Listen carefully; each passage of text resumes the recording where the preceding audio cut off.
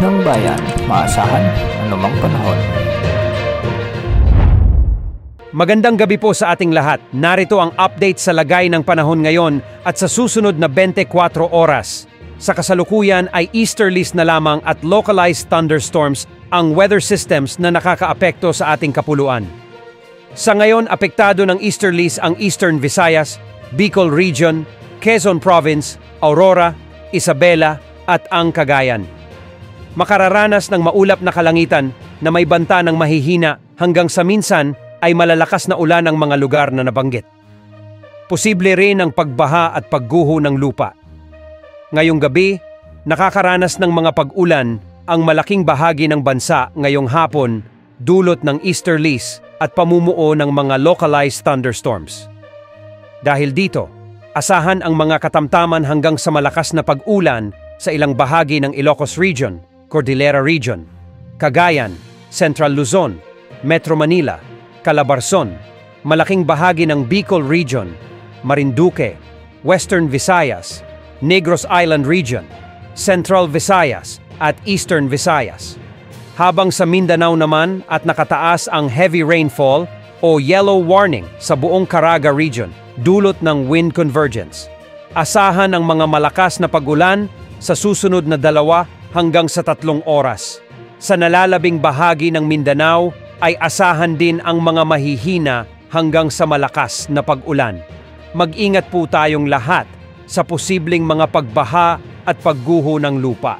Samantala, inaasahan namang muling iiral ang southwest monsoon sa mga susunod na araw o sa huling bahagi ng linggong ito.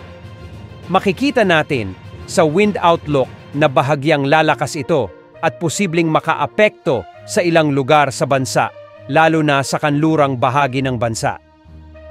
Ayon din sa mga global wind models, posible ang pamumuo ang low pressure area o bagyo sa mga susunod na araw. Ayon kasi sa ipinapakita ng ECMWWF model, ay may potential na bagyo na posibleng mabuo sa silangan ng bansa.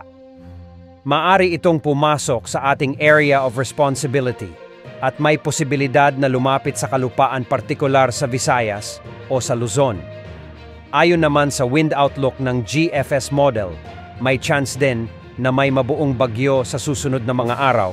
Ngunit kabaligtaran nito ang ipinapakita ng ECMWF model. Makikita sa wind outlook na sa bahagi ng West Philippine Sea naman may mamumuong bagyo at tila malakas ito. Bahagya lamang itong lalapit sa bansa, ngunit hindi inaasahang magdadala ng malaking epekto. Base sa mga ipinapakita ng mga models na ito, bahagyang iiral muli ang southwest monsoon kay paghandaan po natin ang maulang panahon sa mga susunod na araw. Dahil sa may katagalan pa, marami pa ang posibleng magbago sa forecast na ito. Banayad naman ang mga pagalon sa mga karagatan, kaya walang nakataas na gale warning at malaya ang mga mangingisda at may maliliit na sasakyang pandagat na pumalaot sa ating mga sakop na karagatan. Yan ang update sa lagay ng panahon. Mag-iingat po tayong lahat.